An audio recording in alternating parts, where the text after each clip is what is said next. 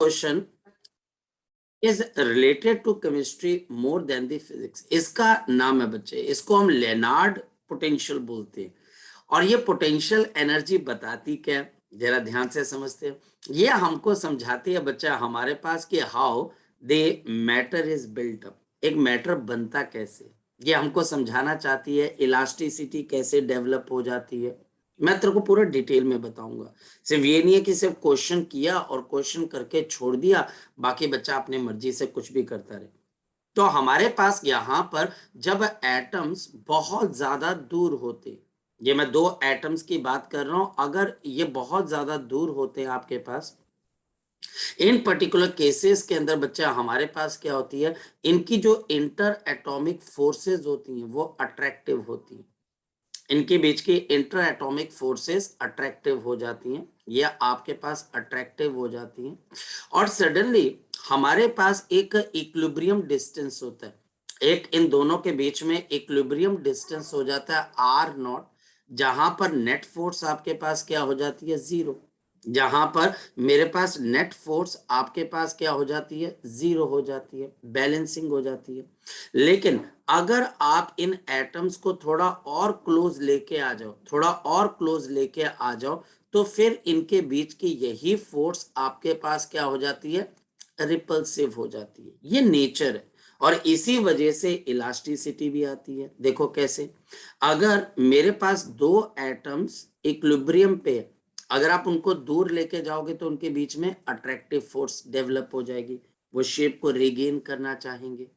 अगर मेरे पास दो एटम्स इक्विलिब्रियम पोजीशन पे, उनके बीच का डिस्टेंस आप कम कर दो तो उनके बीच में रिपल्सिव फोर्स जनरेट हो जाएगी, वो अपनी शेप को रिगेन करना चाहोगे। तो कहीं ना कहीं लेनार्ड साहब ने ये बात बोली कि ये चीज हमारे पास रिलेटेड है, this is related with the elasticity of the body. This is related with the elasticity of the body, के बॉडी इलास्टिसिटी शो क्यों करती है। तो आपने बोला कि भाई देखिए, जनरली तो क्या होता है कि मेरे पास अगर कोई सॉलिड बॉडी है तो एटम्स के बीच की नेट फोर्स जीरो, लेकिन अगर आप एटम्स को दूर लेके जाओगे तो अट्रैक्टिव फोर्स डेवलप हो जाएगी, पास लेके आओगे तो रिपल्सिव फोर्स जनरेट हो जाएगी। और इसी वजह से इसमें इलास्टिसिटी का कॉन्सेप्ट डेवलप हो जाता है। ठीक बात समझ में आ जाती है। इसके अंदर जगजोत फिर हमारे पास एक क्वेश्चन आता है कि हमारे लिए यहाँ पर अब दो ग्राफ बनते हैं। वैसे तो इस क्वेश्चन के हिसाब से देखा जाए तो सिर्फ एक ग्राफ बनना चाहिए, पर मैं दो बनवाऊंगा, ताकि मैं ये चाहता हूं कि जगजोत जब किसी एग्जाम के अंदर जाकर बैठे तो वो ये ना बोले कि मुझे सर यहाँ पर आधी अधूरी चीज पता, पूरी चीज पता होनी चाहिए, पूरे मुकेरिया दसुआ के अंदर सबसे ज्यादा बातें तुझे पता होनी चाहिए। ये U का मतलब पोटेंशियल एनर्जी है, आर नॉट का मतलब हमारे पास यहाँ पर क्या आ जाता है, वो इक्विलिब्रियम का डिस्टेंस। तो इसकी पोटेंशियल एनर्जी कुछ इस तरीके से आपके पास रहती है और ये यहाँ पर आ जाती है। ये ग्राफ हमारे पास कुछ इस तरीके से बनाया जाता है, इसको लेनार्ड ग्राफ भी बोल सकते हैं। और यहाँ पर ये क्या बता रहा है कि आर नॉट के ऊपर आपकी पोटेंशियल एनर्जी क्या है, आर नॉट पे आपकी पोटेंशियल एनर्जी क्या है, मैक्सिमम है कि मिनिमम है, तो मिनिमम है और नेगेटिव भी है। तो ये हमारे को कौन सी स्टेट बता रहा है, बाउंड स्टेट बता रहा है।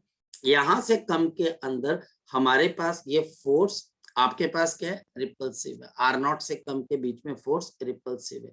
तो ये repulsive part of the force है, और यहां पर मेरे पास attractive part of the force है। ऐसा हमारे ग्राफ के अंदर हमें ये चीज मिली, थ्योरी के अंदर भी ये चीज मिली।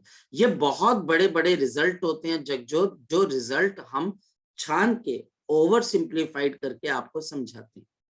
अब देखना, कहीं ना कहीं ये दोनों टर्म्स एक दूसरे के साथ रिलेटेड है, तभी तो आपके पास यहाँ पर पोटेंशियल एनर्जी आपके पास आर, और ये आर क्या कर दिया, आपको कंफ्यूज करने के लिए कैपिटल आर कर दिया, जबकि ये स्मॉल आर होता है। अब देखो, मेरे पास एक और चीज है जो बहुत इंपॉर्टेंट कॉन्सेप्ट है, और वो कॉन्सेप्ट क्या है, याद रखना, ये आपको +2 में बहुत काम आता है। जो फोर्स होती है, it is the differentiation of the potential energy with respect to the distance r.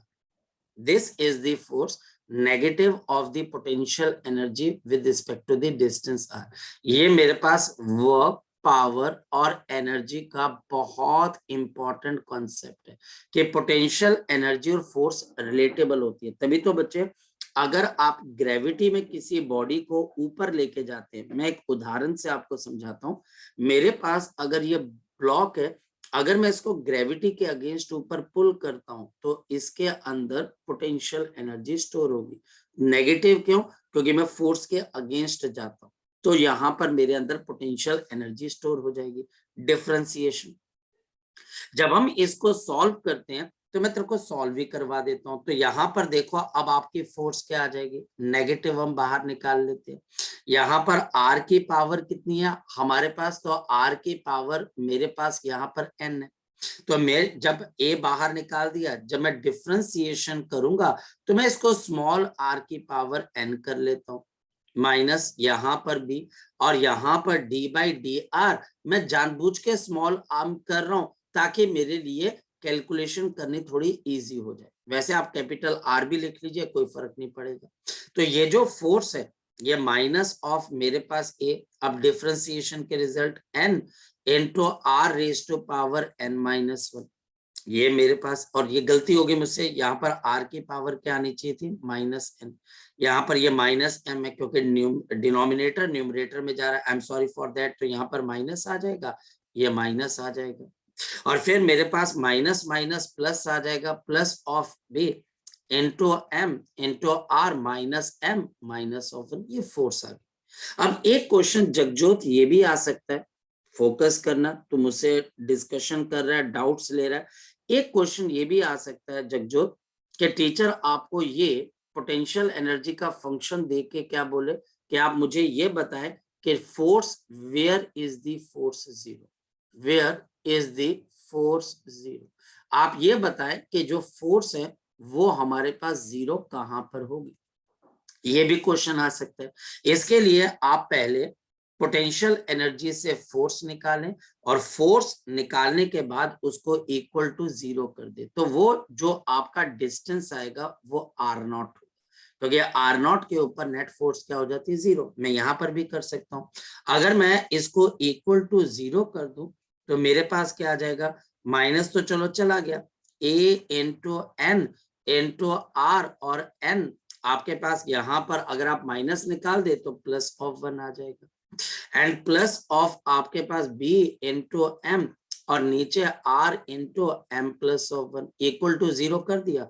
अब मैं इसको सॉल्व करूंगा तो मेरे पास आर की वैल्यू आ जाएगी। थोड़ा सा मुश्किल क्यों लग रहा है, क्योंकि एन और एम की वैल्यूज गिवन नहीं है, लेकिन जब आप एग्जाम में जाओगे तो आर की पावर मान लो 7 आ गई और बच्चे इस आर की पावर 12 आ गई, तो उससे क्वेश्चन सॉल्व हो जाते हैं। तो मेरे पास आ जाएगा N A upon R N plus 1 is equal to M B upon R into M plus 1। तो इसको सॉल्व करके, इसको सॉर्ट आउट करके मैं क्या कर सकता हूँ, हम यहाँ पर क्वेश्चन को निकाल सकते हैं। खैर ये एक अलग बात है। इसके बाद इस आर को हम क्या एज्यूम कर सकते हैं कि यह आर नॉट है, तो यह आर नॉट निकालना मेरे लिए थोड़ा जिम्मेदारी वाला काम हो जाएगा। यहां पर मैं क्यों नहीं निकाल सकता हूं, क्योंकि यहां पर एन और एम की वैल्यू नहीं है, पर मैंने आपको बता दिया एक क्वेश्चन ऐसा और भी तैयार हो सकता है, डाउट्स लेने तभी जरूरी होते। तो हमारे पास अब ये फोर्स है और दोबारा से ये आर नॉट आ गया, ये पोटेंशियल एनर्जी और आर नॉट का ग्राफ है, ये एफ और आर नॉट। तो यहाँ पर ये फोर्स आपके पास आर नॉट पे जीरो हो जाएगी और फिर हमारे पास ये ग्राफ ऐसा बन जाएगा। कहा जाता है कि इलास्टिसिटी के लिए यही प्रॉपर्टी रिस्पॉन्सिबल है। तो ये रिपल्सिव पार्ट है और ये मेरे पास यहाँ पर क्या आ जाता है, अट्रैक्टिव पार्ट। देखिए अट्रैक्टिव फोर्स आपके पास क्या है, नेगेटिव है कि पॉजिटिव है, जरा जगजोत देख के बता। तो अट्रैक्टिव फोर्स क्या है, नेगेटिव है, क्या आपके पास पॉजिटिव है, तो तू बोलेगा सर नेगेटिव है। और रिपल्सिव क्या है बच्चे आपके पास यहाँ पर पॉजिटिव। अब तू आ ओरिजिनल क्वेश्चन पे, अब तेरे लिए ये क्वेश्चन बहुत इजी हो गया। ये अब क्वेश्चन देख कितना इजी है, वो सिर्फ तेरे को ये बोल रहा है इन सभी के अंदर से बताओ कि पहली टर्म क्या बता रही है और दूसरी टर्म क्या बता रही है। तो नेगेटिव टर्म क्या बताएगी, अट्रैक्टिव पार्ट, और पॉजिटिव टर्म क्या बताएगी, पॉजिटिव टर्म क्या बताएगी, रिपल्सिव पार्ट। क्वेश्चन सॉल्व हो गया, हाँ या ना, ठीक है। मुश्किल क्वेश्चन था, उसने बोला कि सर आप सीधा आंसर देते, पर हाँ देखो जगजोत, जब हम इसको डाउट क्लिनिक कहना बहुत रहेगा, क्योंकि डाउट क्लिनिक के अंदर हर तरह का इलाज किया जाता है। मतलब कि ये जरूरी नहीं है कि मैं आपको सिंपल क्वेश्चन का आंसर दे के भाग लूं, ये इसका टिक कर, ठीक है। मुझे अगर जरूरत महसूस होती है, मैं जगजोत ये बोलता हूँ 2 दिन इंतजार कर ले, पर क्वेश्चन करेंगे तो उससे रिलेटेड सारे क्वेश्चंस कर ले। हो गया क्वेश्चन सॉल्व, कोई दिक्कत तो नहीं इसके अंदर से। एक एक्स्ट्रा क्वेश्चन मैंने और करवा दिया, कौन से वाला, जब टीचर ऐसी पोटेंशियल एनर्जी देगा और फोर्स निकालने को बोलेगा, ये मिलेगा तेरे को क्वेश्चन, तो अगर तू ढूंढेगा तो तेरे को मिल जाएगा। अच्छा चल आगे चलते। अब अगर हम आगे की तरफ को चलें तो फिर बच्चे तुम्हारे पास एक और क्वेश्चन आ गया। ये क्वेश्चन इलास्टिसिटी का, देखते हैं ये क्वेश्चन हमको क्या कहता है। हमारे पास यहाँ पे टीचर क्वेश्चन ये देता है मुझे, the ratio of the length radii and the Young's modulus of the steel and the brass wire shown in the figure is A B and C. तो वो बड़ी जर्नल सी बात कर रहा है। तो क्वेश्चन हमारे पास क्या आ गया कि मेरे पास यहाँ पर एक वायर है, ये मेरे पास एक ब्रास की वायर आ गई, ये 2 kg का मास आ गया। फिर मेरे पास एक स्टील की वायर आ गई और ये मेरे पास 2 kg का मास है, तो 2 kg, ये बच्चा आपके पास 2 kg। और यहाँ पर मेरे पास क्या आ जाएगा, ब्रास आ जाएगा, और ये मेरे पास यहाँ पर स्टील आ जाएगा। वो क्या बोल रहा है, ratio of the length radii and the Young's modulus of the, आपके पास यहाँ पर क्या है, स्टील इज 2, तो वो स्टील आपके पास बोल रहे हैं, तो length of the steel to the length of the brass, ये बच्चा हमारे पास पूछ रहा है। Radius of the steel to the radius of the brass, एक तो ये गिवन है। Young's modulus of the steel to the Young's modulus of the brass, clear होगी बात। और इसको काके ये ए बोल रहा है, ये बी बोल रहा है, और ये क्या बोल रहा है, सी बोल रहा है। जगजोत आई बात समझ में, जगजोत आगे बात समझ में। कहता है कि the ratio between the increase in the length and the brass, the length, the ratio of the increase in the length of the brass and the steel wire. अब ये डेलिबरेटली भी हो सकता है, सोच समझ के भी हो सकता है। ये भी हो सकता है कि टीचर क्वेश्चन लिखते लिखते खुद ही कंफ्यूज हो गया कि पहले स्टील ब्रास दे रखा है, ब्रास स्टील पूछ रहा है, तो कोई बात नहीं। या फिर बहुत सोच समझ के दे रखा हो कि मैं घुमाता हूँ बच्चे को, पहले स्टील ब्रास देता हूँ फिर ब्रास स्टील पूछता हूँ। क्या हमें इससे कोई लेना देना नहीं ज्यादा, हमें सिर्फ यहाँ पर आपको देखना है कि the change in the length of the brass to the change of the length of the steel किसके बराबर होगा।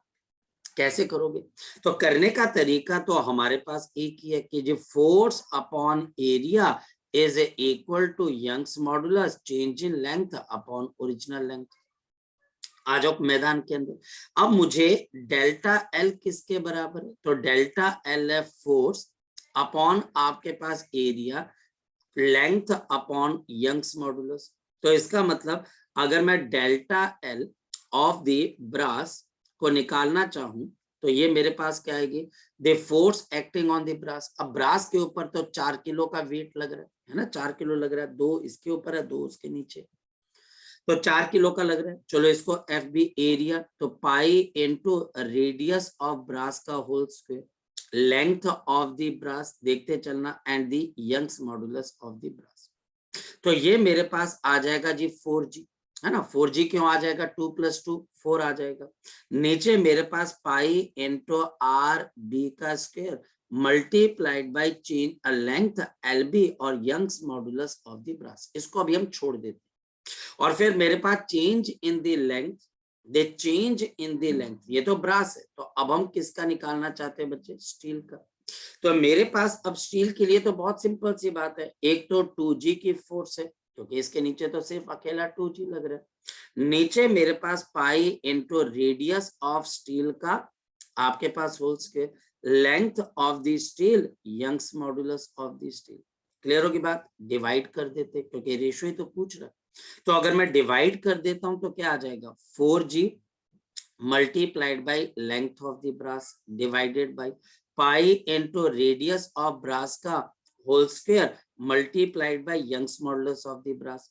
तो इस क्वेश्चन में, इस क्वेश्चन के अंदर 2g multiplied by length of steel, और ये अब pi into radius of steel का होल स्क्वायर ऊपर और यंग्स मॉडुलस ऑफ स्टील भी ऊपर। इस क्वेश्चन के अंदर सबसे पहली चीज तुम्हें क्या नजर आ रही है? आपको ये चीज नजर आ रही है कि सर क्वेश्चन मुश्किल नहीं, डाटा इररेलेवेंट लग रहा है, यानी कि जो डाटा है वो हमारे पास बड़ा अजीब है। डाटा अजीब कैसे? जैसे कि हमारे पास यहाँ पर एक जो है क्लास हो रही होती है, तो एक पर्सन बोलता है कि एक पर्सन के बारे में टीचर एक क्वेश्चन पूछता है एक पर्सन के बारे में कि आप ये बताएं कि मेरे मोहल्ले में एक आदमी रहता है और उसकी वाइफ ने जो है सफेद रंग की साड़ी पहनी हुई है और आज उसने चावल खाए हुए हैं, तो मेरी उम्र कितनी है? टीचर पूछ रहा है मेरी उम्र कितनी है? मेरे मोहल्ले के अंदर एक बंदे ने, उसकी वाइफ ने सफेद रंग की साड़ी पहनी है, उसने चावल खाए हुए हैं, ठीक है? तो इससे बताओ कि मेरी उम्र कितनी है। अब एक स्टूडेंट हाथ खड़ा करता है, जगजोत, गौरव, नीतिका ध्यान से सुनना। तो एक स्टूडेंट हाथ खड़ा करता है, कहता है सर मुझे इसका आंसर पता है। तो बंदा बोलता है कि अच्छा बच्चे बताओ कितनी उम्र है मेरी? तो बच्चा बोलता है सर 40 साल। टीचर हैरान। अब डाटा तो उसने क्या दे रखा था? इररेलेवेंट। भाई उसकी एज कैसे पता कर सकते हो? तो टीचर हैरान। टीचर बोलता कि नहीं यार तूने तो बड़ी जल्दी बता दिया। बोला बहुत सही चीज बताया बेटा, मेरी उम्र 40 साल है, पर तुम्हें पता कैसे किया? कह रहा सर मेरे भी मोहल्ले के अंदर एक पर्सन रहता है। अच्छा? बोला अच्छा, तो फिर उससे क्या रिलेशन इस क्वेश्चन का? कहता उस पर्सन की उम्र 20 साल है। कहता अच्छा, और कहता वो आधा पागल है। समझे बात को? हाँ या ना? जगजोत बात समझे कि उसने यस बोला सर। तो एक तरीके से उसने टीचर के ऊपर जो है तवा लगा दिया टीचर का, कि जो मेरे मोहल्ले में बंदा रहता है वो आधा पागल है, तो सर जो आप क्वेश्चन पूछ रहे हो वो तो पूरे पागलों वाला है, तो आपकी उम्र उससे डबल होनी चाहिए। चलो खैर, तो डाटा का गेम है बच्चे। कई बार होता है इसके अंदर से जो +1 +2 के अंदर क्या होता है, हमको कॉन्सेप्ट भी पता है। मैं दो बातें कहूंगा, हमको कॉन्सेप्ट पता है, हम डाटा नहीं समझ पाते, हमको डाटा कहाँ पर कौन सी चीज डालनी, या हम जब तैयारी कर रहे होते हैं तो डाटा क्या कहना चाहता है वो हम नहीं पता कर पाते। डाटा पता है, फॉर्मूला भी पता है, क्या कहना चाहता है वो नहीं पता हमें। या फिर बच्चा, हमारे पास एक जो सबसे बड़ी प्रॉब्लम है, जो मैं बार बार बच्चों को कहता हूँ कि जो जितने तुम नॉलेजेबल होते जाओगे ना, उतना तुम्हारा कॉन्फिडेंस नीचे आता जाएगा। ये बात ध्यान रखना। आपको पता है एक क्लास के अंदर सबसे ज्यादा कॉन्फिडेंस किन बच्चों के अंदर होता है? जो बच्चे आगे बैठते हैं या जो बच्चे बिल्कुल पीछे बैठते हैं? क्या लगता है जगजोत, पीछे। गौरव? तो पीछे बैठते हैं। बहुत अल्ट्रा वो ऐसे बैठते हैं। अच्छा, मतलब कि ये पढ़ाएगा हमें?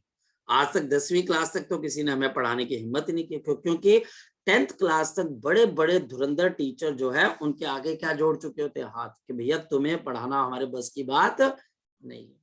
तो जब भी वो किसी क्लास में बैठते हैं तो वो एक चैलेंज की तरह लेते हैं कि जो ये सामने बंदा बोल रहा है, अब कई कई बार बहुत अच्छे ब्रेनी पर्सन भी वहां से निकल आते हैं। क्यों?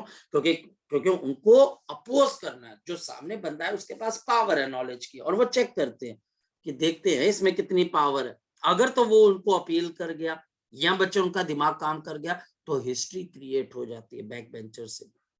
जो आगे के बच्चे होते हैं वो तो रहते ही सिंसियर है, उनको तो टीचर ने जो बोल दिया सो बोल दिया। तो इस वजह से बच्चा हमारे पास क्या हो जाता है कि कई बारी बहुत ज्यादा पढ़ने के बाद हमारा कॉन्फिडेंस बढ़ने के बजाय कम होने लग जाता है, क्योंकि हमको लगता है अच्छा, क्योंकि आपने 10 क्वेश्चन किए, 10 निकल गए, फिर 10 क्वेश्चन आपको लगता है अच्छा ये क्वेश्चन तो खत्म हो गया, मैं कोई और किताब उठाता हूँ। फिर वो जब तुम 10 क्वेश्चन उठाओगे वहां प्रॉब्लम स्टार्ट हो जाएगी। और वही प्रॉब्लम है बच्चे, कि हम वहां पर जब जाते हैं हम बोलते हैं यार ये तो निकल गए थे, अब इसमें फंसे नहीं। इसके अंदर कभी घबराना नहीं, एक बड़ा नेचुरल सी प्रोसेस है कि हम जितना ज्यादा जानते हैं उतना ज्यादा हमें ये जानने को मिलता है कि हमें कुछ नहीं आता है। ठीक है? और अगर हम कुछ नहीं जानते हैं तो हमको ये पता है कि हम कुछ नहीं जानते हैं। तो इस वजह से इन चीजों के ऊपर बस डाटा का खेल है। अब देखो हमारे पास क्या क्या गिवन था, हमारे पास यहाँ पर क्या क्या गिवन था, और वैल्यू डालनी है, आंसर आ जाएगा। ये तो 2 आना ही आना है। Length of brass to length of steel, length of brass to length of steel अब ए नहीं है, 1/a है। मेरी बात को समझे? यहाँ पर 1/a हो जाएगा, दिमाग के साथ खेल गया। और फिर बच्चे, Young's modulus of steel to the Young's modulus of the brass, ये वाला, ये तो ठीक ठाक गिवन है, तो ये मल्टीप्लाइड बाई सी आ जाएगा। फिर बच्चे, रेडियस ऑफ स्टील का होल स्क्वायर, और बच्चे रेडियस ऑफ ब्रास का होल स्क्वायर, तो इनका होल स्क्वायर आ जाएगा, तो मल्टीप्लाइड बाई बी का स्क्वायर। तो हमारे पास 2cb का स्क्वायर अपॉन ए। तो ये आंसर आ गया जब, हाँ या ना, क्लियर है, क्वेश्चन सर मुश्किल मैंने नहीं यहाँ था। पे ब्रास का 4D की जगह मैंने 2G ले लिया था, वो कोई गलती हो बात गई। नहीं, अरे कोई नहीं। मैंने क्या बोला कि हम डाटा, अब तेरे को पता लग गया कि मैंने क्या बेवकूफी की। एक बात बता, तो अभी 10th क्लास के अंदर तेरे अगर कहीं नंबर कम हुए थे तो उस नंबर के ऊपर तेरे को गुस्सा आता है कि हंसी आती है? मुझे एक बात बता, हंसी आती है कि हंसी गुस्सा? आती। हंसी आती है, एग्जैक्टली। ये ह्यूमन साइकोलॉजी। आज जिस चीज के लिए हम परेशान है ना बेटा, वो चीज हमको लास्ट में हमारे लाफ्टर का चैलेंज मिलेगा, क्योंकि हमें ये बात पता है, हमें ये चीज अपनी साइकोलॉजी से पता है कि यार वो मुश्किल इतनी बड़ी नहीं थी। लाइफ में कोई चीज बहुत बड़ी मुश्किल थोड़ी ना क्रिएट कर जाती है, क्योंकि अगर आप अपने पीछे मुड़ के देखें तो जो चीज आज आपको प्रॉब्लम दे रही थी उस वक्त टाइम दे रही थी, तो आपको लगा अरे यार वो तो बड़ी बचकानी सी चीजें थी, बहुत छोटी छोटी चीजें थी, है ना। जरा पीछे मुड़ के देखो आप अपनी लाइफ के अंदर पीछे, तो आपको लगेगा अरे यार ये तो बहुत आसान था। कोई भी चीज आपसे, कप अगर टूटा हो, गिलास टूटा हो, तुम क्या बोलते हैं? अरे यार, ऐसे हंसते हो, अरे यार बेवकूफी थी मेरी। ठीक है, हम खुद को हम जानते हैं, तो इस वजह से कभी परेशान नहीं होना, सीखना है बस। ठीक है, क्योंकि ये हंसी का कारण बनेगा और किसी और की नहीं, हमारी, और हमें अपने से मतलब होना चाहिए। ठीक है जगजोत, तो अब तू बोलेगा यार हद है, इतना आसान था। चल अब नेक्स्ट है, चलो अब नेक्स्ट क्वेश्चन आ जाता है बच्चा हमारे पास। A rubber cord catapult, sorry not catapult, it is catapult, has a cross section of 25 millimeter square and initial length of the rubber cord is 10 centimeter। Elasticity की बात हो रही है, तो हमारे पास यहाँ पर अगर आप देखें तो मेरे पास एक रबर कॉर्ड है, जिसका हमारे पास यहाँ पर क्या कैटापुल्ट ऐसा होता है, ये आपका कैटापुल्ट इस तरीके से होता है। ये बच्चा हमारे पास कैटापुल्ट कुछ इस तरीके से आपके पास ऐसे हो जाता है। तो ये हमारे पास कैटापुल्ट है जिसकी लेंथ 10 सेंटीमीटर है। It is stretched to 5 centimetre and release to project a missile of 5 gram taking Young's modulus the velocity of the projected missile. तो हमारे पास है क्या, हम बेसिकली इसकी काइनेटिक एनर्जी को निकाल, हम जब इसको पीछे खींचेंगे तो इसमें क्या स्टोर होने लग जाएगी, तो हमारे पास इसमें स्टोर हो जाएगी पोटेंशियल टेंशन। एनर्जी। प्रॉब्लम यही है कि हम वो पोटेंशियल एनर्जी को निकाले कैसे, प्रॉब्लम तो यही है ना कि हम पोटेंशियल एनर्जी को निकाले कैसे। और ये पोटेंशियल एनर्जी क्या बन जाएगी, काइनेटिक एनर्जी। किसकी काइनेटिक एनर्जी बन जाएगी, स्टोन की। प्रॉब्लम यही है कि मैं इस पोटेंशियल एनर्जी को दूसरे की काइनेटिक एनर्जी में कैसे लेके चलूं। आ जाओ मैदान के अंदर। तो हमारे पास यहाँ पर बड़ी सिंपल सी बात होती है, अगर हम यहाँ पर देखते हैं तो हमारे पास एक बड़ी सिंपल सी चीज आपके पास आ जाती है। The potential energy is given by half into stress into strain, उससे भी पता है बच्चे हमारे पास। तो हमारे पास इंटू वॉल्यूम भी होता है। प्रॉब्लम ये है कि हमारे पास इंटू वॉल्यूम भी है। तो मेरे पास बहुत सारे तरीके हैं पोटेंशियल एनर्जी निकालने के, जिसके अंदर से मेरे पास है हाफ इंटू, आपके पास आ गया stress multiplied by strain multiplied by volume multiplied by volume. पहले मैं इसकी बात करता हूँ। अब स्ट्रेस क्या होता है, फोर्स पर यूनिट एरिया, तो थोड़ा मुश्किल हो रहा है। स्ट्रेन पे चलते हैं, क्यों स्ट्रेन पे चलते हैं, क्योंकि उसने चेंज इन लेंथ दे रखी है, ओरिजिनल लेंथ भी पता है। तो स्ट्रेस आपके पास किसके बराबर होता है, तो स्ट्रेस मेरे पास यहां पर होता है Young's modulus multiplied by strain. तो stress Young's modulus into strain, तो y इनटू मेरे पास यहां पर स्ट्रेन का होल स्क्वायर, और वॉल्यूम, वॉल्यूम मेरे पास यहां पर कितना आ गया, एरिया इनटू लेंथ। अब एरिया कितने के बराबर है, पाई आर स्क्वायर, और लेंथ है वो भी गिवन है, और kinetic energy of strain half into M into V का स्क्वायर, मुझे ये वी निकालना है। तो हाफ से हाफ कैंसिल हो जाएगा, यंग्स मॉडुलस। तो यंग्स मॉडुलस रबर का कितना दे रखा है बच्चे, बता जरा मुझे। तो 5 इंटू 10 रेज टू पावर आपके पास 8 आ जाएगा स्ट्रेन। अब स्ट्रेन क्या होता है, change in length upon original length. तो 5 सेंटीमीटर है, तो ये सेंटीमीटर से सेंटीमीटर कैंसिल हो जाएगा, इसका स्क्वायर आ जाएगा पाई इंटू रेडियस का स्क्वायर। तो अब रेडियस का स्क्वायर निकालने की जरूरत ही नहीं, क्योंकि मैं देख पा रहा हूँ कि इसने एरिया दे रखा है। तो पाई की जगह डायरेक्ट एरिया लिख देते हैं। 25 मिलीमीटर स्क्वायर है, तो 10 की पावर -3 का होल स्क्वायर।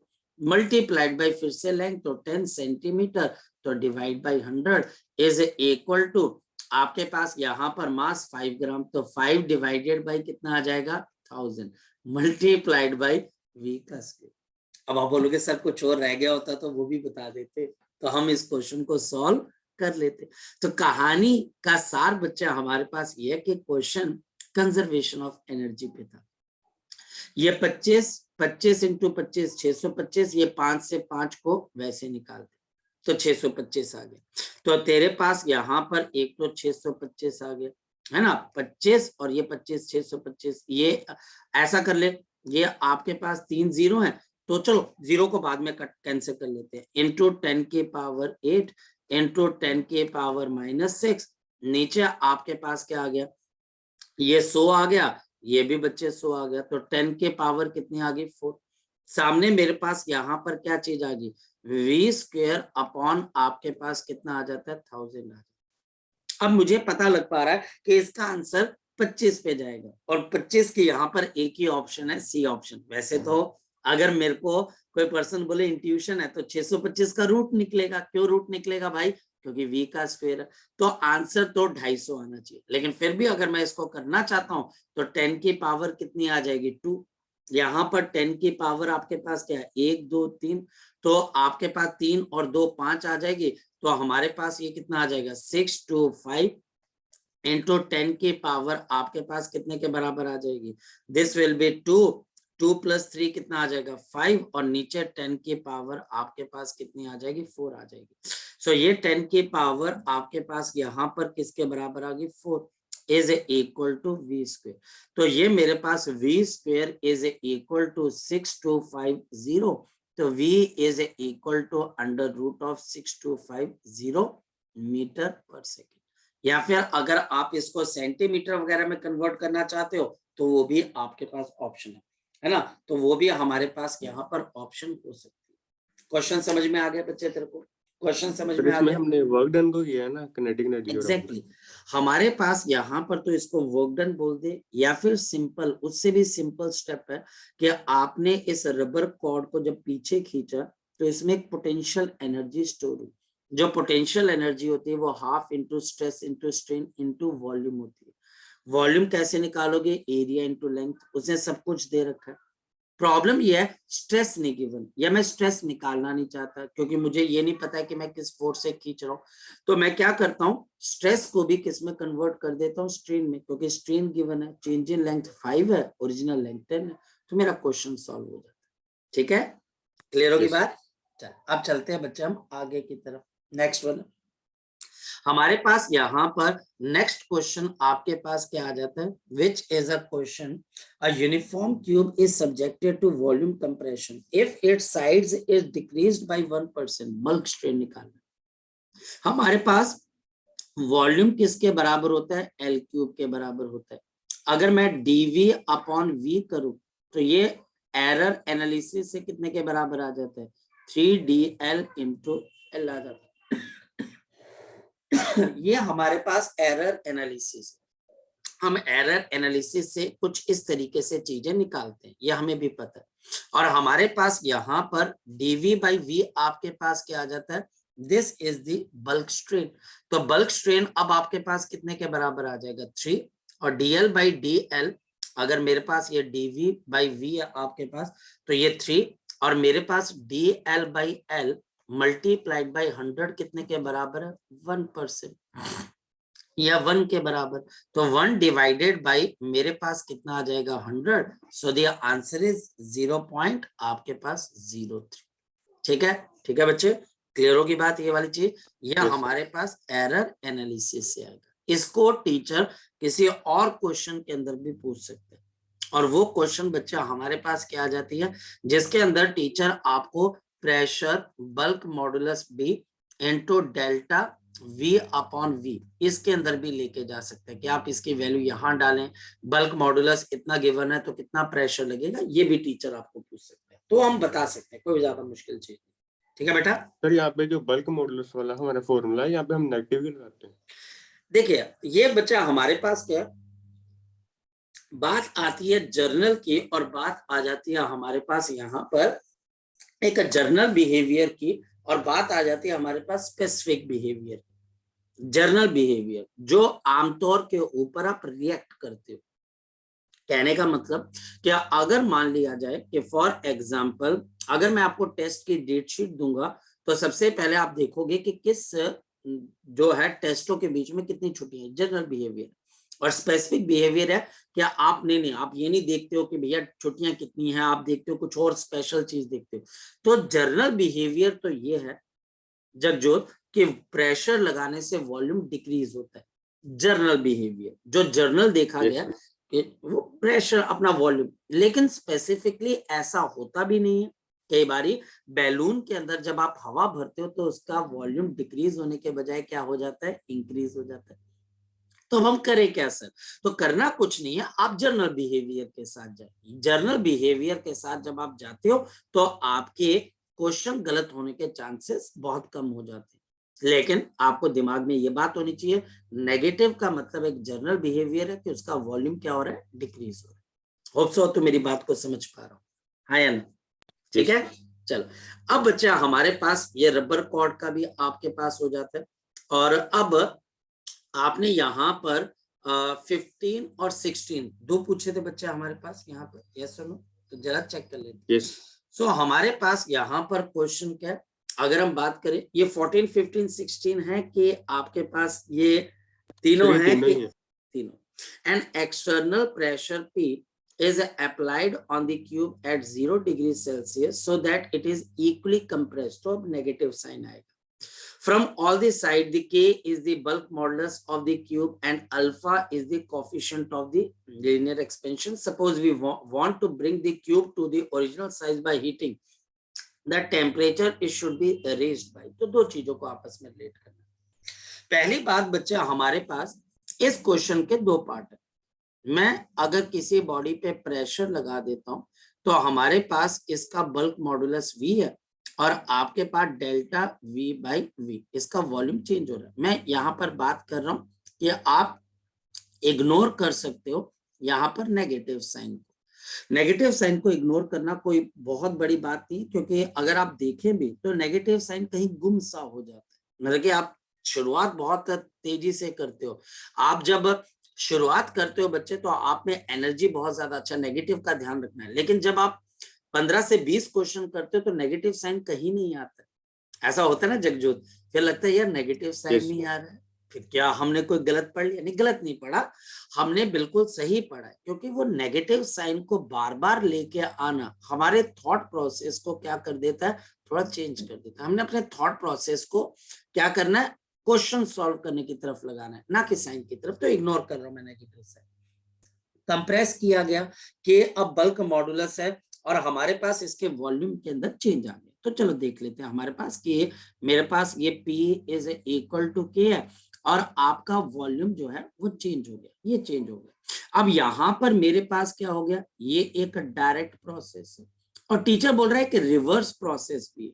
अब ये जो आपका डेल्टा V है ये अब आपके पास एक तरीके से देखा जाए तो नेगेटिव है, ये डिक्रीज हो गया। और टीचर बोलता है कि नहीं, मुझे अब क्या करना है, ये आपके पास ओरिजिनल क्या था बच्चे, आपके पास ओरिजिनल जो था वो वॉल्यूम था।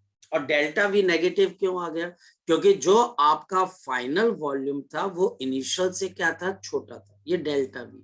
तो मेरे पास final volume was less than the original volume, तो हम बोलते हैं कि भाई वो कंप्रेस हो गया। अब यहाँ पे टीचर इस क्वेश्चन के सेकंड पार्ट पे आता है कि मैं आपको हीट देता हूं। अगर मैं आपको हीट देता हूं तो क्या हो जाएगा, ये जो आपका छोटा वॉल्यूम है VF, ये देखिए VF, ये इसका वॉल्यूम इंक्रीज होकर क्या हो जाना चाहिए, ओरिजिनल के बराबर। वहां पर फॉर्मूला क्या आता है, 1 plus of gamma into delta theta. हाँ या ना, मेरी बात को समझ पा रहे हो? यहाँ पर मैं अपने टेम्परेचर को इंक्रीज कर रहा हूँ और ये जो मेरा इनिशियल वॉल्यूम है इसको ये टेम्परेचर मिलेगा और ये वॉल्यूम इंक्रीज होकर दोबारा से ओरिजिनल के बराबर हो जाएगा। चलिए बात समझ में आती है। तो अगर मैं यहाँ पर देखूं तो मुझे क्या चीज समझ में आती है, मैं अगर यहाँ पर करूं तो V is equal to VF plus of VF into gamma into आपके पास डेल्टा थीटा। है या ना बच्चे? ये चीज है बच्चे हमारे पास, ये चीज हमारे पास यहाँ पर आ जाती है। अगर हम इसको समझने की कोशिश करें तो मेरे पास यहाँ पर आपके लिए क्या चीज आ जाती है, वी कैन राइट डाउन, यहाँ पर मेरे पास अगर चीजों को एक्सचेंज किया जाए तो ये भी बच्चा हमारे पास क्या आ जाएगा, डेल्टा वी, क्योंकि इनको माइनस करेंगे upon V is equal to gamma into आपके पास डेल्टा थीटा, क्योंकि ये कौन सा प्रोसेस कर रहा है बताओ, ये आपके पास कौन सा प्रोसेस कर रहा है, रिवर्स कर रहा है। लेकिन एक प्रॉब्लम और आगे जगजोत, इसने मुझे गामा नहीं दे रखा, इसने मुझे इसका क्या दे रखा है, अल्फा। अल्फा मेरे पास क्या है, लीनियर एक्सपेंशन कोफिशिएंट है, लेकिन मुझे चाहिए कौन सा, मुझे चाहिए कौन सा जगजोत, यहाँ पर मुझे यहाँ पर चाहिए गामा। तो गामा आपके पास क्या हो जाता है, 3 टाइम्स ऑफ अल्फा। तो अब मेरा क्वेश्चन हो गया सॉल्व। यहाँ पर डेल्टा वी बाई वी किसके बराबर है, पी अपॉन के बराबर है। यहाँ पर गामा किसके बराबर है, 3 अल्फा इंटू डेल्टा थीटा। तो देयरफॉर चेंज इन टेम्परेचर कितने के बराबर आ जाएगा, जरा बता दो। तो P अपॉन के मल्टीप्लाइड बाई 3 अल्फा, और ये मेरे पास क्वेश्चन का आंसर है। मुश्किल था, मुश्किल था, बिल्कुल आसान था। अब चल बच्चे आगे की तरफ, नेक्स्ट क्वेश्चन देखते हैं तेरा। नेक्स्ट है, a bulk modulus of the spherical object is B if it is subjected to uniform pressure B, the fractional decrease in the radius।